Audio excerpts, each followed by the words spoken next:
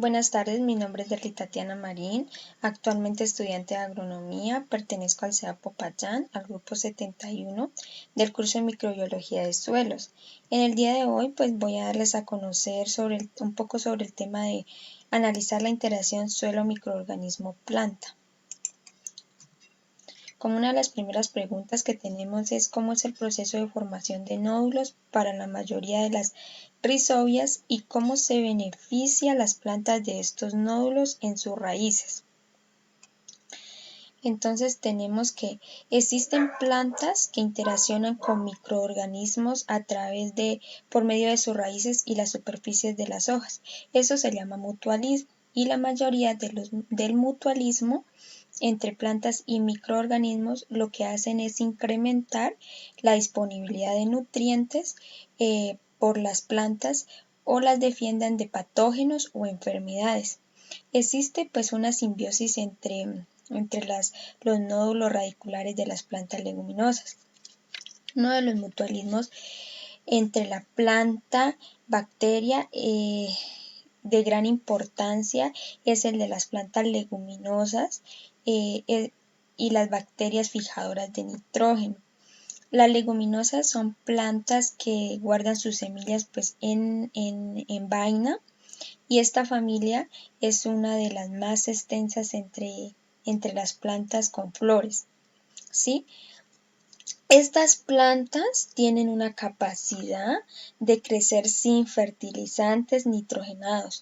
Por tal razón, pues es un ahorro económico en cuanto al uso del fertilizante. Además de eso, esas plantas reducen los efectos contaminantes, del suelo. También podemos ver que los ocios es una simbiosis y se llaman simbiontes. Y la mayoría de bacterias fijadoras de nitrógeno de las plantas se encuentran como rizobias, ¿sí?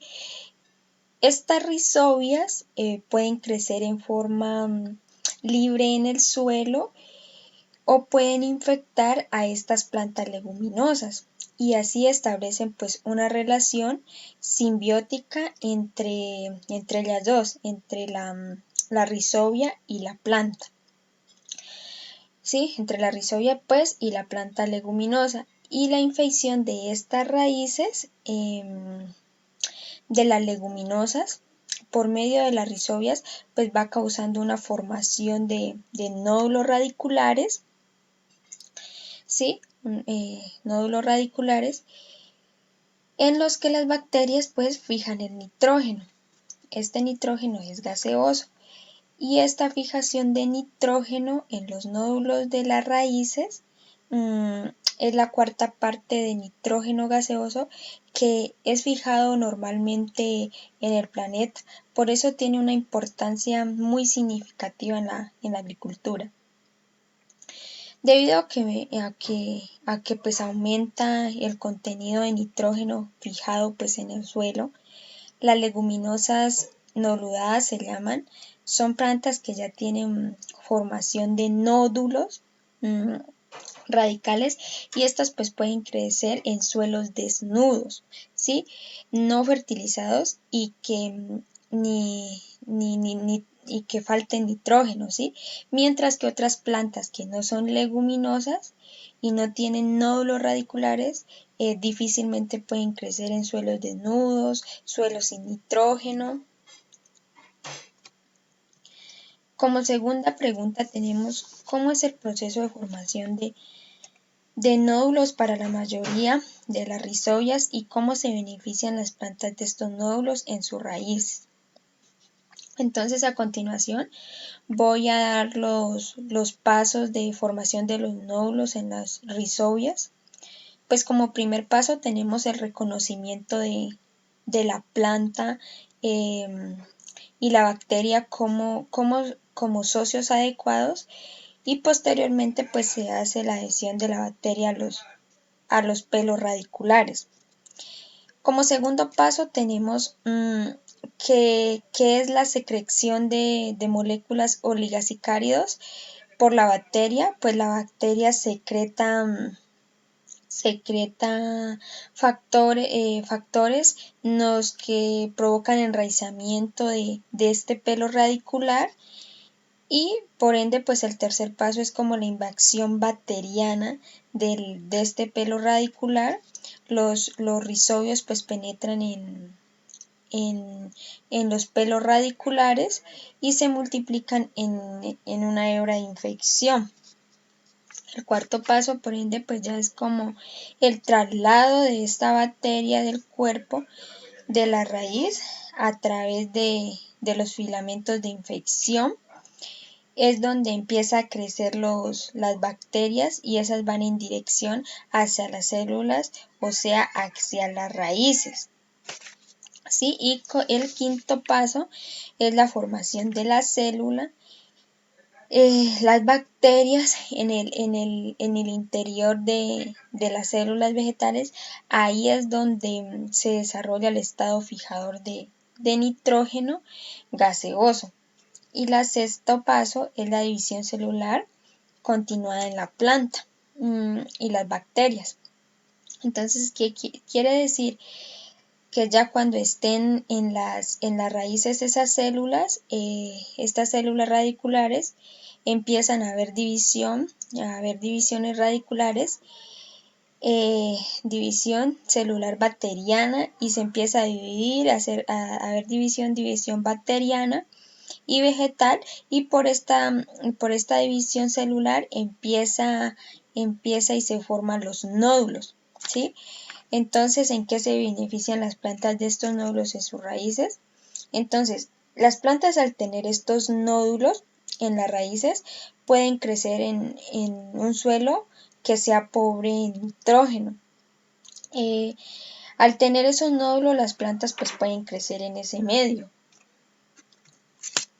¿En qué como tercera pregunta y última pregunta tenemos en qué se benefician las endomicorrizas y las ectomicorrizas? Entonces, las micorrizas pues son mutualismo entre raíces vegetales y hongos. Entonces, este mutualismo hace que los nutrientes son transferidos en ambas direcciones. Por tanto, pues las raíces vegetales como para los hongos. Para raíces vegetales como para los hongos. Los hongos transfieren los nutrientes, principalmente el fósforo y el nitrógeno, desde el suelo hacia la planta. Y esa planta a su vez pues transfiere esos carbohidratos al hongo. Existen dos clases de micorrizas, entre ellas tenemos las endomicorrizas y las ectomicorrizas. Las ectomicorrizas, las células de los hongos pues forman una cubierta alrededor de la raíz que penetra ligeramente en el tejido del mismo de la raíz, mientras que las endomicorrizas, una parte del hongo queda profundamente embebido en el tejido radicular, ¿sí? Entonces, las ectomicorrizas se encuentran principalmente en las raíces de los árboles, bosques, por ejemplo, las coníferas, los robles, y están muy desarrolladas en bosques templados. Todas las raíces de los árboles están micorrizadas, ¿sí? Y su sistema radicular de un árbol ya es muy corrizado, por ejemplo, el pino tiene raíces cortas y largas. Y la diferencia pues entre estas dos, las endomicorrizas y las ectomicorrizas, es que las ectomicorrizas, las hijas del hongo, no penetran en las células que están situadas en la raíz de la planta, mientras las endomicorrizas penetran al interior de las células de las raíces. Esa es como la diferencia de esas dos micorrizas. Y por último, pues tenemos las referencias bibliográficas, que es donde se tomó la información para el desarrollo del tema. Tenemos el pantallazo del porcentaje de similitud en cuanto al trabajo. Y muchas gracias por su atención.